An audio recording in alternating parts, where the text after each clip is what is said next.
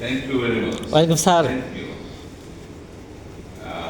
আমি অনেক কিছু মনে করে রেখেছিলাম যে তোমাদের সামনে বলবো। মেজর হাবিবের বক্তৃতার পরে আমার সব তৈরি করেছি। No sir. চমৎকার একটি বক্তৃতা দিয়েছি, চমৎকার। আমরা এনজয় করেছি, আমি শিওর আমার স্টুডেন্টরা এনজয় করেছি। ওনার বক্তৃতার থেকে আমার একটা অনেক আগের একটা ঘটনা মনে পড়ল। আমি একবার আমার সোশ্যাল মিডিয়াতে আমি একটা স্ট্যাটাস দিয়েছিলাম যে বাংলাদেশের 20 থেকে 25 বছর বয়সের এই বয়সে যারা থাকে তাদের সবারই ম্যান্ডেটরি আর্মি ট্রেনিং প্রয়োজন, অ্যাটলিস্ট 6 মাসের জন্য হলো। এটা অনেকেই ভালো চোখে দেখেছেন, অনেকে আবার এটা বিরূপ মন্তব্য করেছেন, অনেকে বিরূপ মন্তব্য করেছেন। বাংলাদেশের বর্তমান পরিস্থিতিতে দাঁড়িয়ে আমি আবারও সেই একই কথাই বলবো, আমাদের সবারই আর্মি ট্রেনিং থাকা দরকার।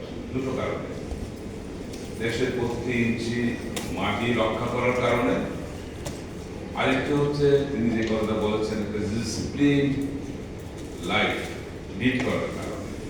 এই দুটো কারণে কিন্তু আমাদের সকলেরই আর্মি ট্রেনিং থাকা দরকার একাডেমিতে। আমরা সবাই তার একাডেমিতে যেতে পারবো না। আমরা যে উদ্যোগটা নিয়েছি বিএনসিসিকে এখানে আনার জন্য, আমি গ্ল্যাড উনি আমাদেরকে একটা আশাবাণী শুনিয়েছেন যে ওনারা অ্যাপ্রুভাল দিলে আমরা ইনশাআল্লাহ খুব শীঘ্রই বিএনসিসি শুরু করতে পারবো। এবং আমি আশা করব তোমাদের মধ্যে থেকে ছেলে এবং মেয়ে সবাই বিএনসিসিতে পার্টিসিপেট করবে। And believe me, trust me, তোমাদের জীবনের মোড় ঘুরিয়ে দেবে কিন্তু এটা।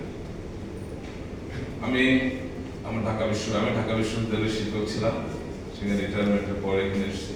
ঢাকা ইউনিভার্সিটিতে ভালো একটা ওনাদের আছে এবং সেখানে আমাদের শিক্ষকরা, আমাদের শিক্ষার্থীরা অনেকেই মেম্বার। 6টা প্লাটুন স্যার ঢাকা বিশ্ববিদ্যালয়ে। প্লাটুন আছে, 6টা প্লাটুন স্যার। 6টা প্লাটুন। জি স্যার। এখানে আর্মি উইং আছে, এয়ারফোর্স, এয়ার নেভি। জি স্যার।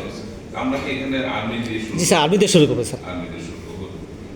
তো আমরা ইনশাআল্লাহ সামনের দিনগুলোতে তোমাদের মধ্যে থেকে অনেকটা পাবো এবং পর্যায়ক্রমে আমরা চাইবো যদি মেম্বারের কোনো লিমিটেশন না থাকে, আমার বিশ্ববিদ্যালয়ের সবাই যেন বিএনসিসির মেম্বার হতে পারে। আর দুই একটি কথা আমি তোমাদের বলতে চাই, সেটি হচ্ছে যে তোমরা তো স্কুল এবং কলেজ পার করে এসছো, তাই না?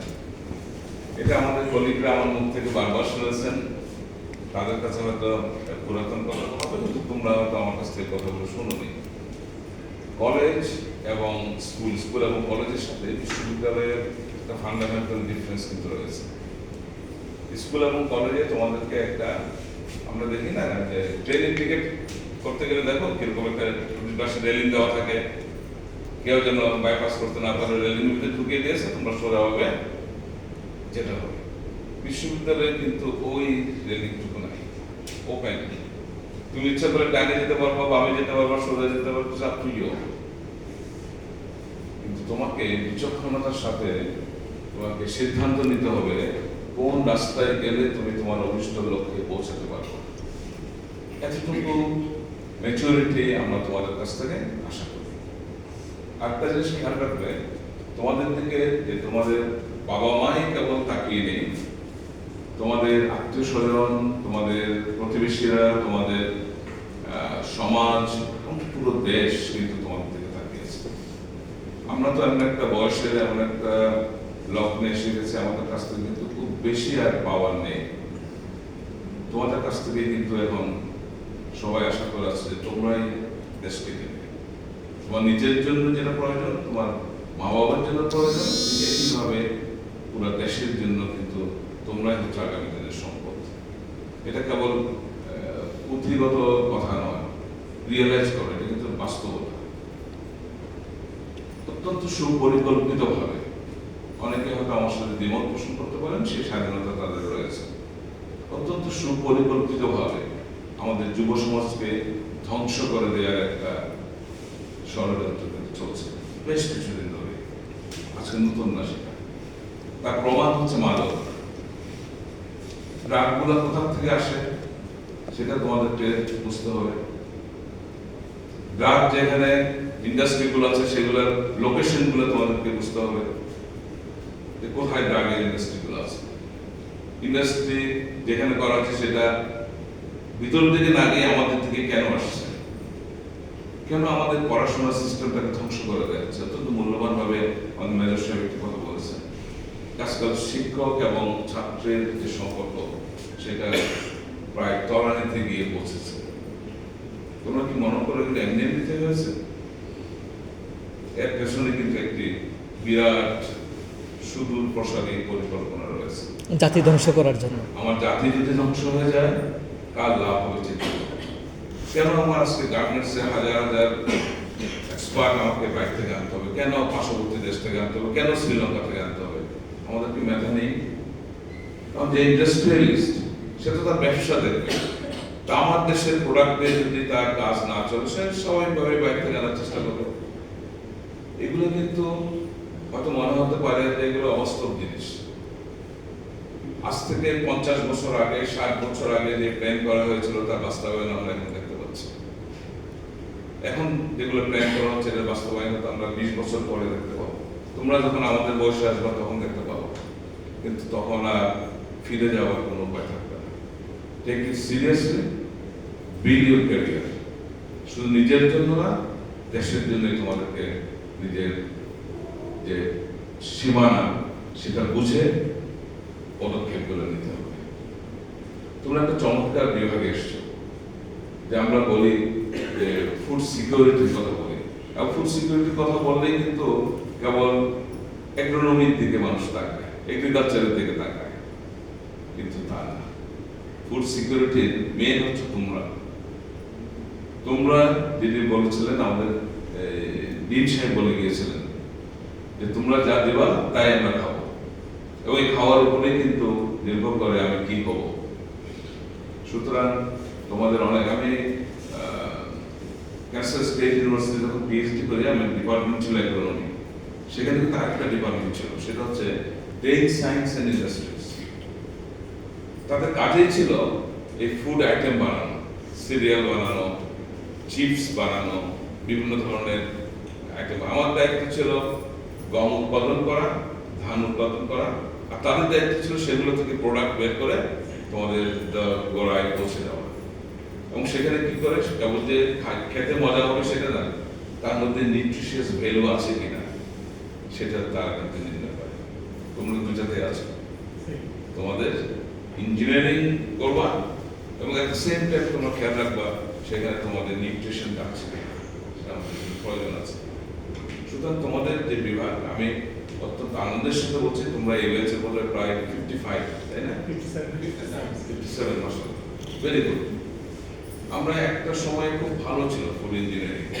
আমি আপনি একটু কারেকশন প্রয়োজন, আমরা কিন্তু 2-3 বছর হচ্ছে এই ক্যাম্পাসে, কিন্তু টোটাল ইউনিভার্সিটির বয়স কিন্তু আমাদের আমরা 2002 সাল থেকে বোধহয় শুরু করেছি। স্যার সেটা আমার জানা। জি sir, thank you sir, thank you sir. এই নতুন ক্যাম্পাসে আসার পরে আমাদের একটা দূরত্বের কারণে হোক বা যে কারণে হোক আমাদের একটা ব্যাকলগ সৃষ্টি হয়েছিল, আমরা একটা ড্রপ আউট অবস্থায় ছিলাম, কিন্তু আমরা আস্তে আস্তে সেটা রিগেইন করছি। তার প্রমাণ হচ্ছে তোমরা কি চাও না যে তোমাদের মতো নেক্সট তোমাদের যে ব্যাচ আসবে সেটা 100 জন আসুক? একটা সময় আসবে এখানে আমরা পরীক্ষা নিয়ে 500 জন পরীক্ষার জন্য আসবে, আমরা সিলেক্ট করে মেধাবী 200 জনকে নেব। নিশ্চয়ই চাও তোমরা, এবং তোমরা নিশ্চয়ই চাও যে যখন তোমরা জব মার্কেটে যাওয়া, যখনই তারা দেখবে স্টেট ইউনিভার্সিটি অফ বাংলাদেশের প্রোডাক্ট, তারা তোমাদেরকে একটা উচ্চ মর্যাদায় দেখতে চাইবে। এটা চাইতে হলে শুধুমাত্র আমাদের দ্বারা সম্ভব না, এটা তোমাদেরকে এগিয়ে আসতে হবে, তাই না? তোমাদেরকে প্রমাণ করতে হবে যে তোমরা ইউ আর দ্য বেস্ট। তোমাদের কম্পিটিটরকে কেউ বলতে পারবে না? জব মার্কেটে গিয়ে বা ইন্ডাস্ট্রি করতে গেলে তোমাদের কম্পিটিটর কে হবে? কেউ বলতে পারবে না। তোমাদের কম্পিটিটর হচ্ছে Dhaka university. Dhaka university food, এটা ওদের নাম কি? Food nutritional food science, nutritional food science. প্রথমে নাম দিয়ে কিন্তু ওরা ধরা খেয়ে যাবে তোমাদের কাছে। ওরা নিউট্রিশন আগে, তারপর দিয়েছে ফুড, অথচ ছিল ফুড এন্ড নিউট্রিশন। আগে খাবে তারপরে তো নিউট্রিশন আগে খাদ্য। তোমরা ঠিকই আছো, ইঞ্জিনিয়ারিং অ্যান্ড নিউট্রিশন। সুতরাং তোমাদের কম্পিটিটরের টার্গেটটাকে ফেস করবা। এখন থেকে তোমাদের চিন্তা করতে হবে, আমরা ঢাকা বিশ্ববিদ্যালয় এবং আমি যদি একটা জমা করে যাই, ওদেরকে না নিয়ে আমাকে নেবে, এটা প্রমাণ করে দিলে তোমাদের কি করতে হবে? একটু কষ্ট করতে হবে, অল্প সময়, খুব বেশি না, 4 বছর। তোমরা অলরেডি কয় মাস হয়ে গেছে তোমাদের? 2 মাস হয়ে গেছে, 1 মাস হয়ে গেছে না? দেখতে দেখতে চলে যাবে 4 বছর। অনেক কষ্ট করে তোমরা ঢাকা বিশ্ববিদ্যালয়ের ছেলেরা ফ্রি পড়ে, আমি বলি তারা বিনা পয়সায় পড়ে। পড়ে না বিনা পয়সা, সেটা হিস্ট্রিটা পরে বলছে। এমনিতে তার পকেট থেকে বুঝতেছে কিছু টাকা যায়, 25 টাকা, 30 টাকা, 50 টাকা টিউশন ফি দেয়। সেই তুলনায় তোমরা কত দিচ্ছ? অনেক টাকা না? সুতরাং তোমাদের খেয়াল করতে হবে, তোমাদের মা বাবারা কিন্তু অনেক কষ্টার্জিত টাকা এখানে ইনভেস্ট করছে। তোমাকে দিতে হচ্ছে কারণ আমরা সরকার থেকে কোনো টাকা পাই না, তোমাদের টাকা দিয়ে বিশ্ববিদ্যালয় চলে। সুতরাং তোমাদের প্রতিটা পেনি যেন তোমরা ইউটিলাইজ করতে পারো, সেটা খেয়াল রাখো। তোমরা টাকা দিয়ে পড়তে আসছো, তোমাদের প্রতিটা সেকেন্ড, প্রতিটা স্টেপ কিন্তু মূল্যবান, এটা যেন বৃথা না যায়। খেয়াল করে দেখো, তোমার মা বাবা কিন্তু অনেক কষ্ট করে এই টাকাগুলো দিচ্ছে। আমরা সবাই তো মোটামুটি মধ্যবিত্ত পরিবার থেকে এসেছি, আমাদেরকে অনেক টাকা নিয়ে ফেলে দেওয়ার মতো। সুতরাং আমরা আশা করব তোমরা তোমাদের যে মূল দায়িত্ব যেটা, সেটা হচ্ছে পড়াশোনা, সেটা দিয়ে খেয়াল রাখবা। আর শুধুমাত্র পড়াশোনা করলেই তো হবে না, এই পড়াশোনার আশেপাশে কিছু ফিলার মেটেরিয়াল আমরা বলি, তাই না? এগুলো না হলে তোমরা বোর্ড হয়ে যাওয়া, সেটার স্কোপ কিন্তু আমাদের রয়েছে। আমাদের অনেকগুলো ক্লাব রয়েছে, ডিবেটিং ক্লাব রয়েছে। তুমি নিজকে তুমি জানো এতটুকু জানো, কিন্তু তুমি প্রকাশ করতে পারছো না। আর তুমি জানে এতটুকু, সে প্রকাশ করতে পারছে কিন্তু অনেক। কে বেশি অ্যাডভান্টেজ পাবে? যে নিজকে প্রকাশ করতে পারছে। এই ট্রেনিং গুলো পাওয়ার জন্য তোমাকে ডিবেটিং ক্লাবে যেতে হবে, এই ট্রেনিং গুলো পাওয়ার জন্য তোমাকে কালচারাল ক্লাবের মেম্বার হতে হবে, স্পোর্টস ক্লাবের মেম্বার হতে হবে। অনেকগুলো ক্লাব আছে, আমাদের প্রায় 9-10টা ক্লাব রয়েছে, কোনো না কোনো ক্লাবে তোমরা মেম্বার হয়ে যাবে। কিন্তু আবার ওটা করতে গিয়ে আসল কাজটা হারিয়ে যেন না যায়। আরেকটা খুব গুরুত্বপূর্ণ বিষয় আমি সবসময় বলি, তোমরা খেয়াল রাখবা, বন্ধু বাড়াবা, শত্রু একজনের না। কারণ এই 4 বছর পর কে কোথায় যাবা কোনো ঠিক আছে, কার কর্মক্ষেত্র কোথায় হবে ঠিক নাই। সুতরাং এখন তুমি শত্রু বাড়ালা, এমন এক সময় গিয়ে পড়লা যে ওই লোকটার হাতে হয়তো তোমার কোনো একটা কাজ করে গেছে, হতে পারে না? সুতরাং বন্ধু বাড়াও, শত্রু কমাও। সেটা নিজেদের মধ্যেই, নিজের ক্লাসের মধ্যেই হবে, নিজের বিভাগের মধ্যেই হবে, এবং অন্য বিভাগের সাথে। তোমাদের গায়ের মধ্যে একটা সিল পড়ে গেছে, সেই সিলটা কি বলতে পারবা? SUBN বলুন, তোমরা SUBN বলুন, SUB স্টেট ইউনিভার্সিটি বাংলাদেশ, SUBটা কিন্তু পড়ে গেছে তোমাদের গায়ে। এটার থেকে তোমরা আর মুক্তি পাবা না। তোমরা যখন বের হবে এখান থেকে একটা সার্টিফিকেট নিয়ে বের হবা না, ওই সার্টিফিকেটটাকে তোমার সারা জীবন ক্যারি করতে হবে। আমি এখানে এসে তোমাদের, আমার কর্মের জন্য আমি তোমাদের সাথে কথা বলছি, তোমাদের ভালো মন্দ চিন্তা করতে তোমাদের জন্য সময় কাটাচ্ছে, কিন্তু আমার গায়ে কিন্তু সেই এখনো ঢাকা ইউনিভার্সিটি এসেছে, ওটা তো আমি বুঝতে পারবো না। ওই সার্টিফিকেট দিয়ে তো আমি এখানে তোমাদের কাছে এসেছি। ঠিক একইভাবে তোমরা সারা জীবন কিন্তু এই স্টেট ইউনিভার্সিটি অফ বাংলাদেশের সিলটা তোমরা ক্যারি করবে। সুতরাং এই বিশ্ববিদ্যালয়ের প্রতি তোমাদের যে আন্তরিক টান থাকবে, সেটা আমার চেয়ে অনেক বেশি থাকবে। সুতরাং ডাউন দ্য রোড আমি চাইবো তোমাদের মধ্যে থেকে যেন তোমাদের বিভাগের শিক্ষক হতে পারো। এখন থেকে টার্গেট করো, আমি ভালো করবো, আমি এই বিভাগের শিক্ষক হবো। আমি চাইবো তোমাদের মধ্যে থেকে এখানকার ভাইস চ্যান্সেলর হবে। কেন বাইরে থেকে আসবো? টার্গেট রাখো, টার্গেটটা অনেক উঁচু রাখো। দেখবাই কাছে পুরোপুরি পোস্টার আমারও কাছাকাছি পৌঁছে গিয়েছো। এগুলো বলার উদ্দেশ্য হচ্ছে, আজকাল অনেক সময় আমরা লক্ষ্য করি সোশ্যাল মিডিয়াতে বিভিন্ন ধরনের কমেন্ট, বিভিন্ন ধরনের হাসি ঠাট্টা এগুলো লেখা হয়। তুমি কি তোমার বাবা মা সম্পর্কে সোশ্যাল মিডিয়াতে কিছু লিখো? তোমার পরিবার সম্পর্কে কিছু লিখো? হয়তো অনেকেই আসলে আমার সময় মনে হয়েছে এরকম অনেক সকালবেলা নাস্তা করে আসি নাই, হয়তো এসে আমি সোশ্যাল মিডিয়াতে লিখে দিলাম বাবা আমার জন্য নাস্তা কিনে নাই, মা আমার জন্য রান্না করে নাই, সুতরাং আমি নাস্তা না করে আজকে ভার্সিটিতে আসতে পেরেছি। লিখবা কেউ? সুতরাং এখানেও তাই, এটাই তোমার আবাসস্থ, এটাই তোমার পরিচিতি। এটা কিছু লিমিটেশন আছে, অস্বীকার করার কোনো উপায় নেই, অনেক লিমিটেশন আছে। আমরা চেষ্টা করছি, তোমরা দেখবা যে আমরা চেষ্টা করছি কিনা সেটা ওভারকাম করার জন্য। ঢাকা বিশ্ববিদ্যালয়ের লাল বাসগুলো দেখেছো কখনো রাস্তাঘাটে? বানরের মধ্যে ঝুলে থাকে না দেখতে? বাস্তবতা সেটার কোনো উপায় নেই।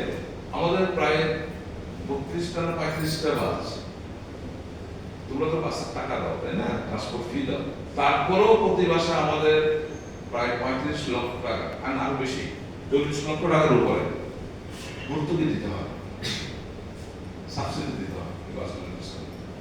খেয়াল রাখতে হবে তো, আমরা ইচ্ছা করলেই কিন্তু বাসের সঙ্গে বাড়িয়ে দিতে পারি না, কষ্ট করতে হবে, কষ্ট করতে হবে, চেষ্টা করছি।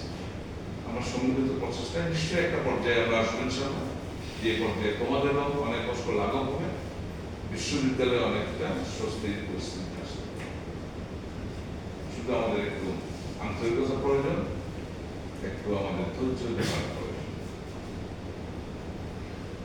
আরেকটা জিনিস খেয়াল রাখবা যে আমরা, এটা তোমরা একদম নতুন, পুরাতন কেউ আছে নাকি এখানে?